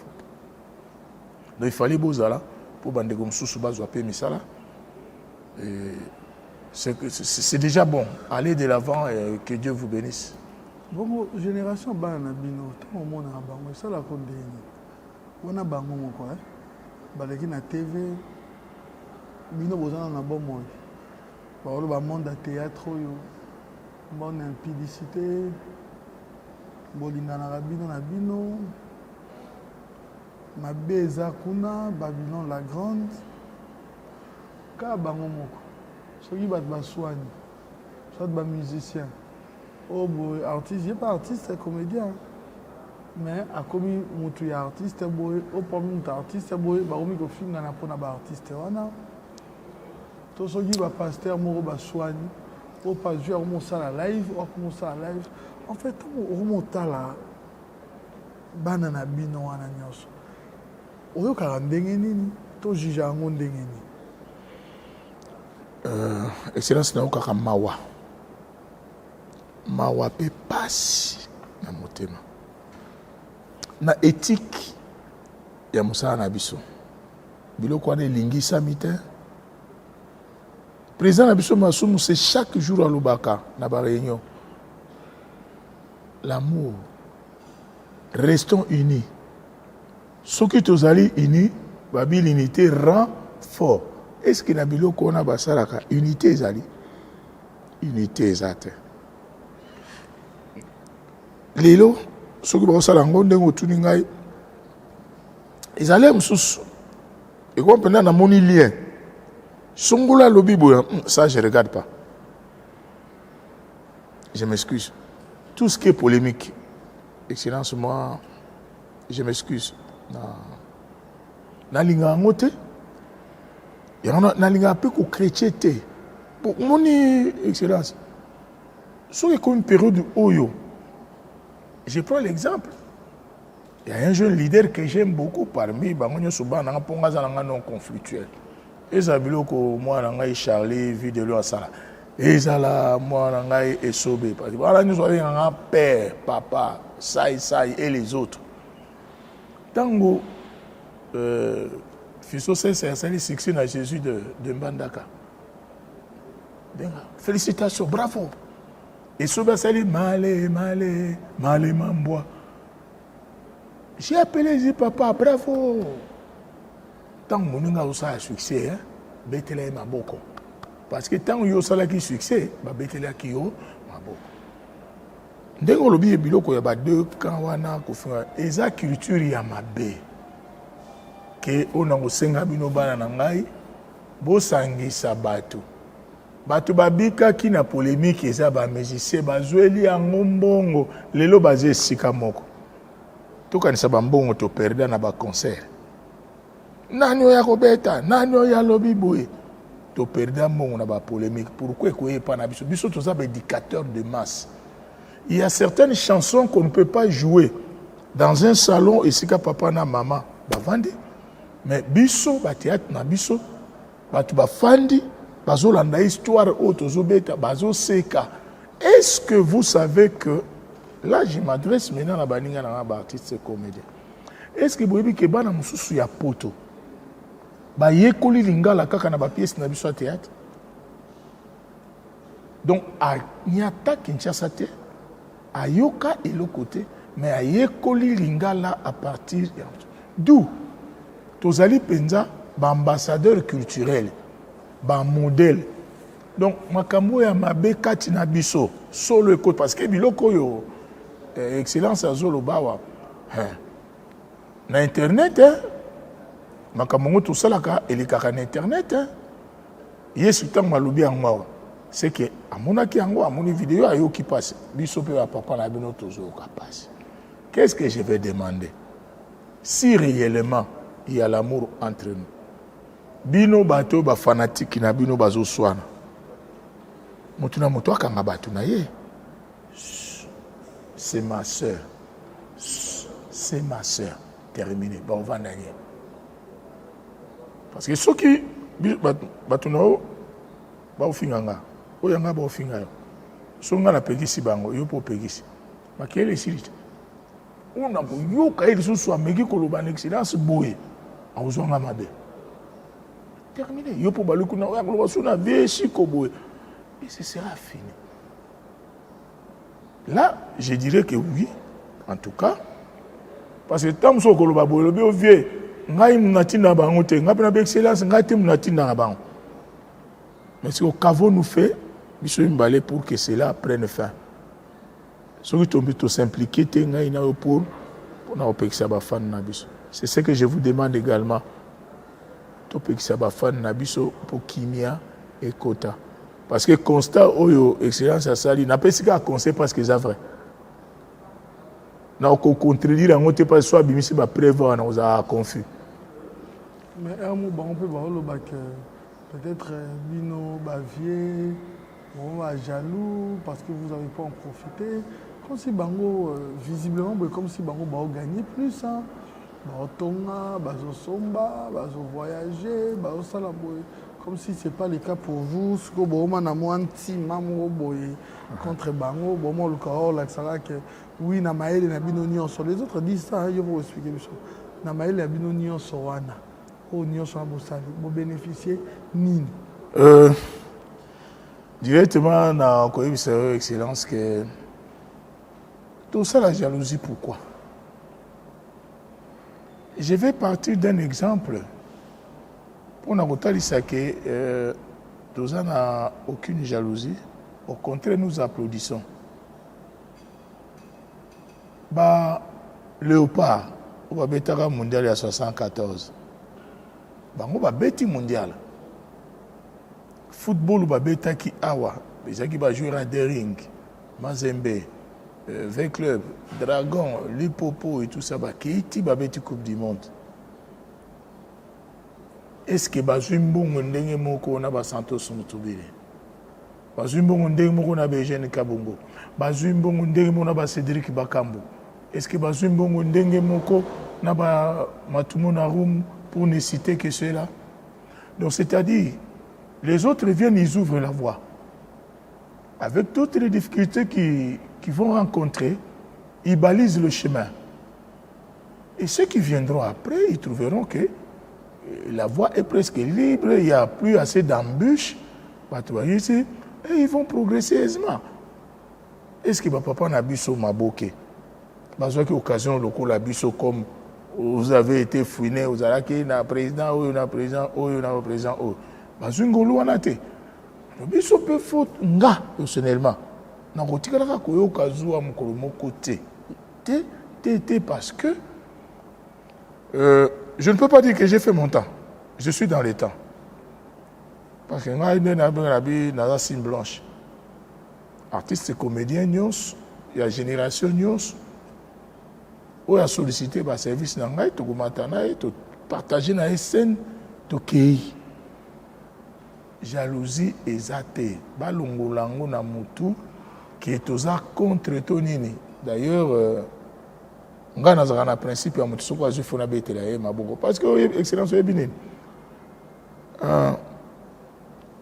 Un jour, Nazareth, fiston Saï est passé à la maison. Ah bien, mère, on a aucune zala. Ouais, biloko avait babini à moi. La pessie maï na maboko à ce qu'on a dit. Ah bien, on avait aussi sa foufou na yo. Quand je reviens le soir, maman lui, n'a pas pété habite. Ah, il y a fiston les cas qui en a banane.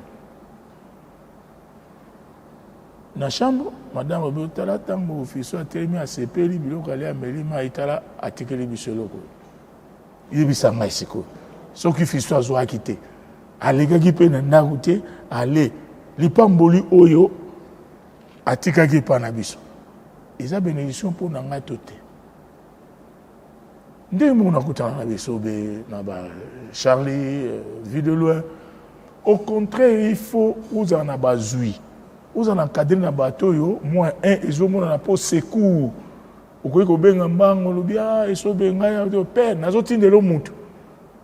Papa n'a pas dit mais ce qui est commis contre les bancs, vous avez un donc, la génération n'a pas un problème.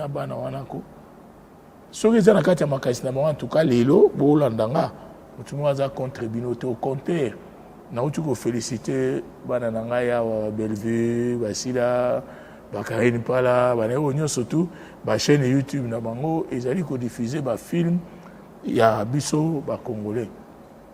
Certains ne m'ont jamais invité. Mais puisque vérité, la chaîne au côté de lien, ils ont senti que sont présents et le film, au cliquer, au télé un extrait, je dis OK. Réalisation c'est kitoko, cadrage bien, son bien, vous avez dit OK, c'est déjà bon. Mais c'est que nous avons joué en dengue. Pourtant, nous sommes benga boy, nous avons caribira papa na otindelo. Ce qui a joué quitté, Yorubikane. So, il y a la jalousie, il y a un temps pour tout. Il y a un temps pour... Le panier circule. Quand on dit le panier circule, c'est-à-dire, tant moko izalaki, ngalufa razoti à liboko, na panier, tant ekomi bana bazoti à maboko na panier, ils s'épanouissent, eh bien, bakende liboso, nzamba pambola bino encore davantage, en tout cas, nga, quand on a la chemise à pembe, tina mutema, pembe. Donc, balongola makaniso na personne.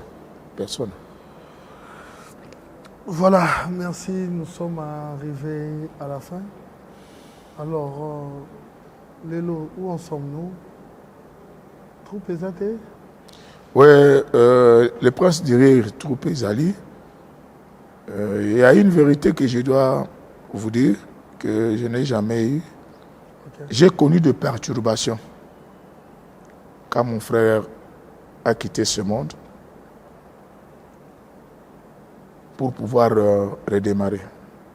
Pourquoi quand Lokuli est décédé, je n'avais plus le courage parce que il y a la seule personne qui me disait tu joues bien. Non, ce n'est pas encore ça. T'es ozo kende bien mais kende boué. Maintenant je suis resté seul maître à bord et à bateau en tant que maître en scène, metteur en scène, formateur. Donc peut-être si le directeur artistique, le Vedan qui me dira, Chico, nano komi pende siko komakate. Parce que l'acteur ba omona oka yoza danger. Ba mona ke onyo so président ozolo ba pa zo sala. Parce que yum to former ba. Très peu ba ozo courage a oyebisa yo, te président zo jouer bien te. Président ozo kana habitude du boye. Les quelques rares fois na komi ko yoka ba président accent et kimi. C'est déjà bon. Mais il y a 3 ans après, on a relancé un groupe, tout créé qui titre à pied chez elle, quoi, Tike Bunga, on passe à bailleur, puis à locataire, et en préparation, ils ont éthique combien. Donc, ils ont déjà en tournage. Donc, nous avons, en tout cas, tout continuer, ce qu'il y a à l'heure et zongi, parce que mon aux alaki, au salle écriture scénique et qu'il y a une critique. Ce qui a commis et une critique. Et à la fin, qu'est-ce qu'on faisait? Tout comme Bako auteur. L'idée principale est aux Ayanga, il y a Bakissi, on va dire, il comme auteur. Parce que et subir dans nos critiques, dans le niveau écriture scénique, avant tout comme on a mis en scène. Au moins, place Makambouzala. Pièce il faut Ekomama. Ekomami, pour Oyebe Paï Boubandi et Péoujme. C'est comme ça. Bon. Épisode les cas qui j'ai qui tableau ni yo souka qui n'a pas qui bonne suite et fin et oui vous avez le groupe Ezali existe à d'ici là on a besoin de communiquer pour tous on la répétition dans la paroisse Saint-Paul parce que natikali presque ngamoko ba frère production oyebi ba frère production de ni zalaka transport, colia, comment vivre est-ce qu'on est bon, Nangolu Yanzambe, et puis, quand on a un souci de excellence, on a tout un groupe, on a expliqué comme bon, ce qu'on bandit ou bien on a un tournage, j'appelle moi. $100 là-bas, 1,50, je ne sais plus, au réunir, au profiter qu'il y a un bon, au salata 3, 4, 5 épisodes à la fois. Et tu as un problème. Il y a montage. Tant qu'on réunit, bah moi, Moussou, au poussi, ti ndengwana. Voilà. La solution et assurance maladie, la très distinguée première dame Denise Nyakero, madame, à Zuela Bino, il y a au figuré. Ah, papa. Objectif, on a coutu. Oh, maman Denise Nyakero. Grand merci, hein. Grand merci parce que on n'a pas de prix. On n'a pas de prix. La santé. Ah, oui, il fallait qu'il y ait la peau. Donc la santé n'a pas de prix. Souci, il y a des artistes il y a Mikolo. À mon avis, moi, malade mouké, moutouaké. Moi, malade mouké, moutouaké. Il a dit, ah, tout le monde dans groupe Salongo. peut-être la génération on a nyonso. Maintenant c'est génération nyonso ils en a 4 hein, et assurance maladie. Il y a plus que biso ba doyen mais ekititi na jeunesse bana na biso musutu za na bango na 4 après et ça faire mon ko papa mutako kabela $10,000 lelo mais mutu a assuré yo que mutu passe kende. Le problème n'a aucun transport. Merci beaucoup, Maman Désigne Yakero. Merci, Première Dame. Merci à la Fondation Désigne Yakero. Parce que prise en charge. Au moment où on a bavé, on a connu un problème. En son temps, c'était la banque qui supportait. Mais il fut un moment où il fallait qu'il n'accueille kaka. Na carte nanga. Puis, on a prise en charge. Il est là, on a bavé, j'ai un haut tambour. On a la banque en Mingozo, des comptes finales. On a 3 comptes ou bien 2 comptes. Banque a 2 comptes, 3 comptes, 4 comptes. Même si Koyo est en souffrance, pour besoin d'andambo yo bachaka, dette intérieure, salaire ou que beaucoup de pour écouter des comptes. Si ko 8 mois yango yo et yakate donc banque kangama na onka bongo bon mbongo ngo peso ko marque nini bon. Bato finance bozo yo katoko lela. Déjà écouté un président de la République? Non. Vous, Maman Denis? Non aussi. Non. Que tu écoutes la Maman Tango, elle a expliqué biso makambu ya que fondation naye ezozwa bana ya na biso ba anémique en charge a expliqué biso pe projet excellence ya makambu ba bourse. Wana place tokutanaki na ye tomemaki mama oyo auta ekotika biso mama nzita tolakisi état de santé na ye nde sikoyo place wana likanisi wana yaki kobota mpenza donc merci mingi na ye parce que sikoyo ezaka kokimi mbangu na carte ya excellence problème ka transport koma bazwi en charge santé eza très important maintenant on comprend te ntango ezalaki te bamitu mpasi moyo eza mais carte yango ondele ekimisi maladi tozakolela mo barhumatisme esiko eza su te ome carte beyela kaka na kendi te. Voilà. Combien d'années déjà la profession? 47, le 47, oui, 47, 76, 2023, donc 47 ans, le 26 décembre 2023, 47 ans. Mais il y a une élection, mais on a lancé appel pour honorer anniversaire. Bon, je pense que tout ira bien. Attends, comme on a chic ou bien Petrus, honorer vraiment qui paradate. Attends, comme si on honorait lobby. Bon, honorer, vous changez comme on a honoré lobby. Pour, oui, mais si Maro, Moli Moné peut m'en kimia. Azakoloba, bon, paye ça n'a yanga tant qu'on a zana bon moe, na zoa, tant qu'on a kokanga miso, na si na zoaki. Moi, c'est la raté. Tant qu'on aussi au kangi miso, babandi ko tondi sa batono. Il fut un grand tonneau. Il fut intelligent, deuxième tonneau. Au lieu de la fille à verbe qui a zalaki, il a fui un bâtonneau. On lui a donné l'argent, on lui a donné, et on lui a acheté, on lui a fait de lui. Voilà l'air yangoy. Son assis na kangi misu. D'abord, biloko komara, batu ba ko la démarche na pour na kundam, ba ko kata. Oui, ça la boy. Bana ba ya kozwa oyo eza. Nazwa siko na milale la pone ba ndako na lali. En tout cas, mboka moto et sali. Vous comprendre excellence même le mourir le cas qui en 2014 2015. Na ba médaille qui susu ya moto. Nazana 2 médailles de bronze. Dans mon temps, on a plus de 45 ans, 2 médailles de bronze. Na place, il y a médaille d'or, il y a sous médaille de bronze. Est-ce que Tozongi, tant Tozongi na chancellerie, bah non. azwaki déjà médaille d'argent en 2006. En 2014, il faut médaille d'or. Après, c'est bronze. Même à niveau, il y a une médaille. Mais, qui ressuscite à moto? Nazwa oyo. Même na wana. Oyebi, il y a seulement na pays du peuple. La médaille est ici là. La médaille est ici. Tant que tu vas pas bandagrone,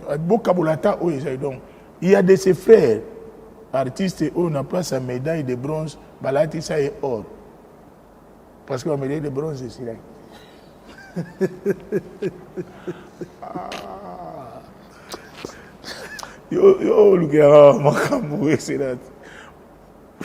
C'est incompréhensible. Mais tu vas bien une médaille de bronze. Papa, la bronze est ici. Comment t'as or? Si vous avez vu ça, ici est or. Na brevet, il y a bronze. C'est quoi?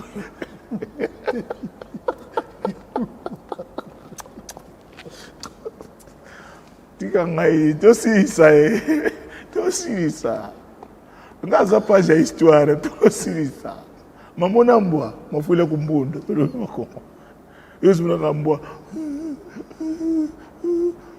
Yoka tango mbwa ganga yoka nyonso ke amoni moto makambo amoni moi expliquer yo moto c'est ça tabeti cria désespoir ne oyo moni médaille sidi la tseka cérémonie officielle bon maman mbwa pafule kumbundo.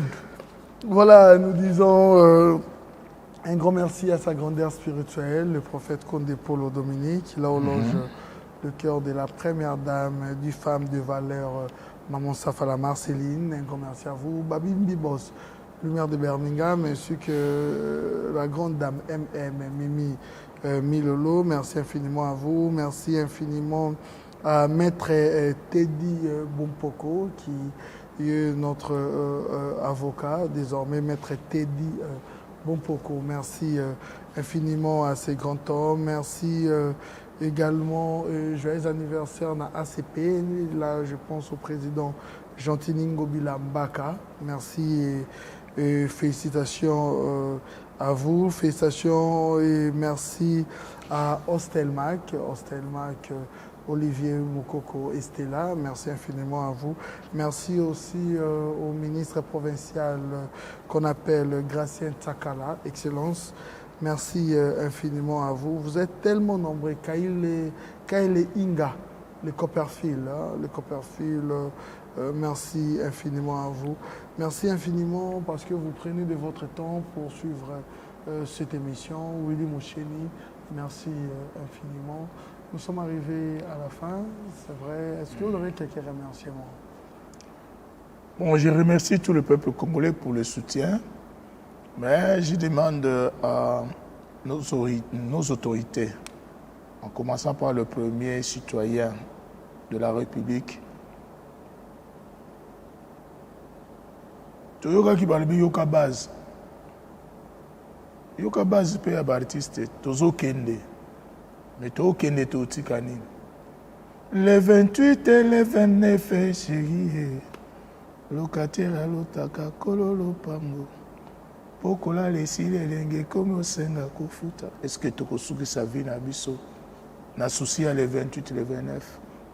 Mokonza mboka mbela yango wana. Boka ne c'est la biso. Bino pe ba besoin na parlement, bo c'est la biso loi ou ko encadrer loi. Il y a un cadre d'artiste, excellence. Tout ça, même pas dans une loi où il y a statut artiste, ils ont défini statut des artistes congolais en général et des artistes comédiens en particulier. Non, selon notre statut. Nous envions les artistes comédiens qui viennent d'ailleurs.